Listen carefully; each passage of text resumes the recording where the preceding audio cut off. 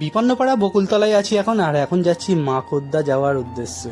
আর আমরা আজকে একটু শর্টকাট নিয়ে যাচ্ছি, ডোমজুর দিয়ে যাচ্ছি না, কারণ ওদিকে অনেক ভিড়।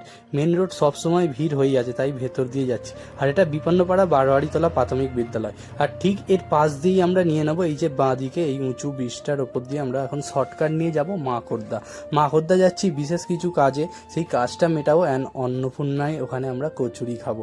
আর অন্নপূর্ণার কচুরি তো খুবই ভালো লাগে, আমি আগেও বলেছি, আগের ভিডিও যারা দেখেছো তারা হয়তো বুঝবে। আর বলতে বলতে চলে এসেছিলাম ভান্ডারদহ অমূল্যচরণ বিদ্যাবিথি প্রাথমিক বিদ্যালয়ের কাছে।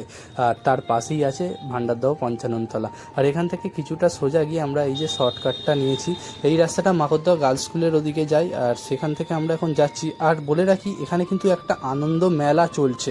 আর বলতে বলতে দেখো, এই যে সামনে মেলার কাছে আমরা এসে গেছি। আর এই মেলাটা কিন্তু চলছে। কারা কারা এই মেলায় এসেছো অবশ্যই কমেন্ট করে জানাবে।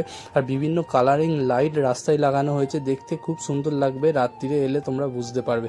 আর তারপর আমরা গার্লস স্কুল পেরিয়ে এখন চলে এসেছি মেন রোডের কাছে। আর এই যে মেলার গেট, বিরাট আনন্দ মেলা বলে লেখা আছে। তোমরা যারা আসোনি এখনও অবশ্যই চলে আসো, ঘুরে যাও। মেলা কিন্তু এক সপ্তাহ থাকবে এখনও। আর ফলের বাজার পেরিয়ে কিছুটা গিয়েই এই যে অন্নপূর্ণা মিষ্টির দোকান। আর আমরা আজকে কচুরি খাবো বলে এসেছি। আর কচুরি একদম সবে এসেছে, গরম গরম।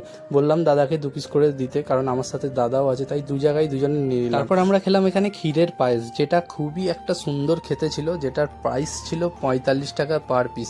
আর এখানে আর একটা অন্নপূর্ণা মিষ্টির দোকান আছে, এই যে যেটা দেখালাম, এটাই কোনোদিন আমরা ঢুকিনি, তবে নেক্সট টাইম এলে এখানে একবার ট্রাই করে দেখবো। আর এখানে দেখো কত ফুলের গাছও বিক্রি হয়, যারা মাকড়দা যাতায়াত করো তারা হয়তো এগুলো দেখেছো।